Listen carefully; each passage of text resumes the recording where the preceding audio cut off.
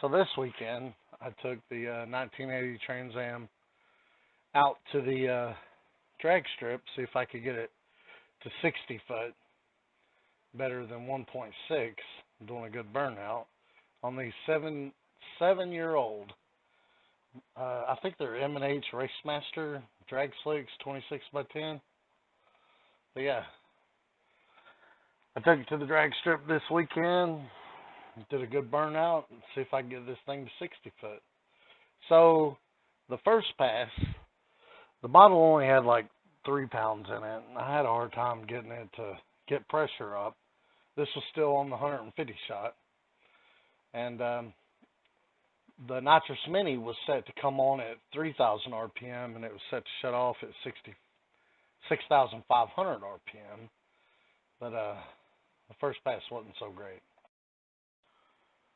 Now you would think with a motor like this producing that much torque and horsepower that 2800 stall would, flash to 3,000, and that's where he had the Nitrous Mini set at, but that wasn't the case. It wasn't flashing near that. The car would take off and make it a few feet before the nitrous would even come on. But here's a video of that.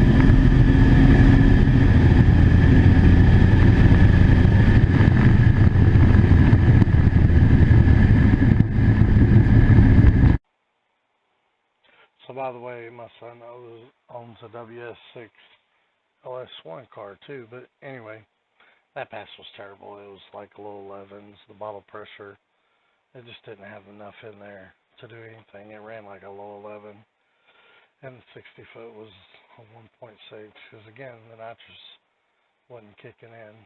So I went home. I got a new bottle, and I turned the Nitrous Mini to come on right out at 0 RPM, and here's what it did.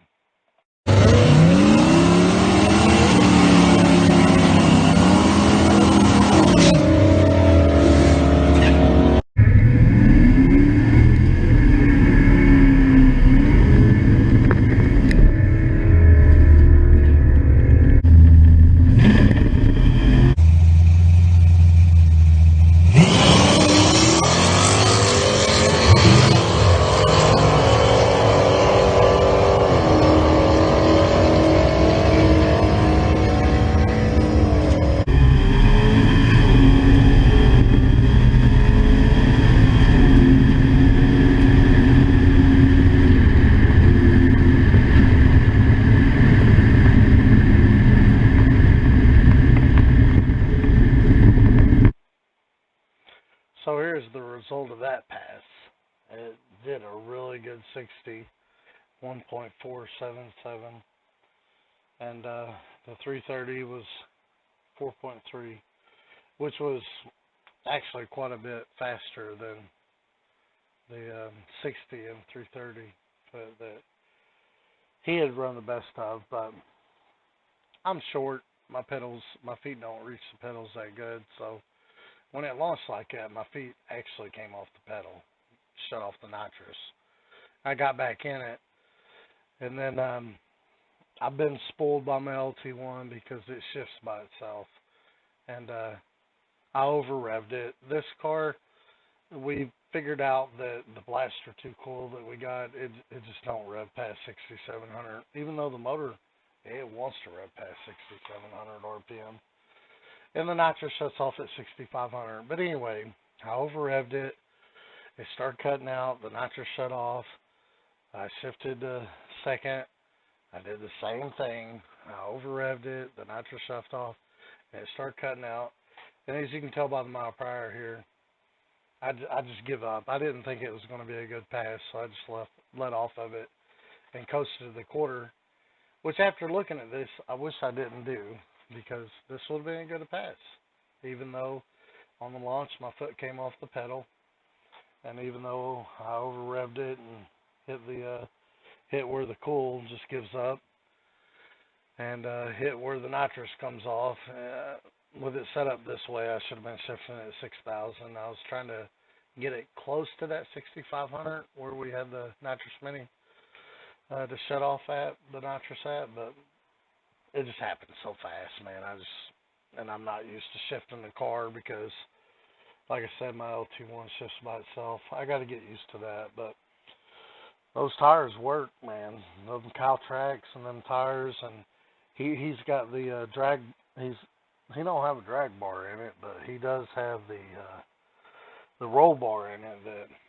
That's the bigger one that came on these cars, these the WS6 cars from this era, back in the 80s, the Gen 2s, and it's a thicker bar in them Caltracs. I mean, I wish I got a frontal shot because it lifted the tires pretty even, and it lifted them a lot higher than my car even lifts it.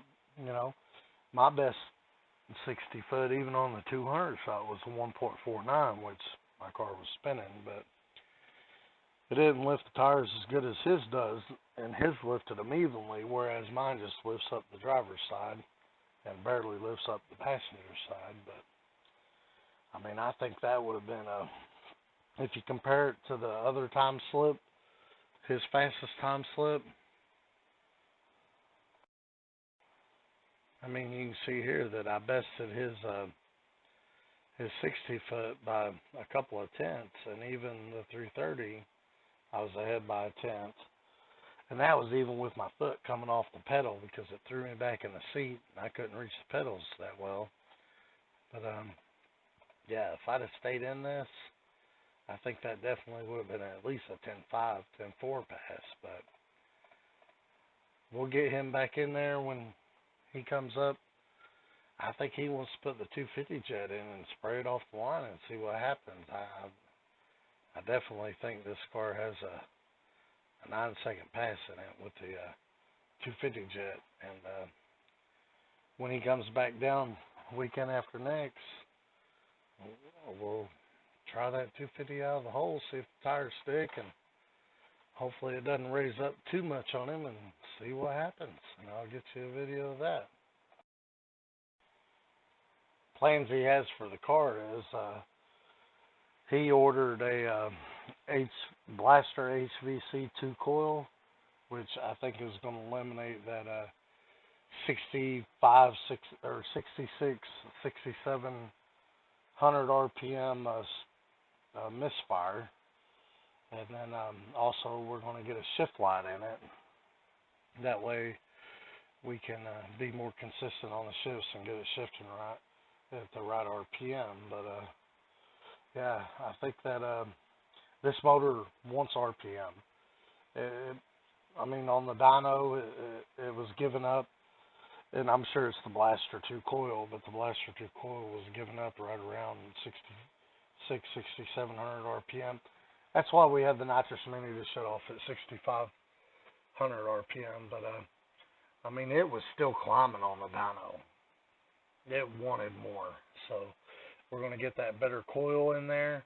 We're going to get a shift light in there, find out what shifts work the best for it, and where we wasn't able to dyno the nitrous like we wanted to, we got it's already got a wideband gauge in it, but the sensor went bad, so we're getting another sensor, and we got a 4,000 stall coming in the mail. It's shipped. We just got to get it here. Now, the next race, we're not going to be able to use that stall, but we are going to try to spray at least 200, 250 right out of the hole and see what it does. Now, we ordered some travel limiters. It's got double adjustable shocks on it. I don't think we're going to need the travel limiters, but I think we are going to have to stiffen up the front end so it don't raise up too much on him. But yeah, we'll get you some videos of that, and hopefully we'll get y'all some 9-second time slips coming soon from both cars, and try to get a side by side of these cars both running nines.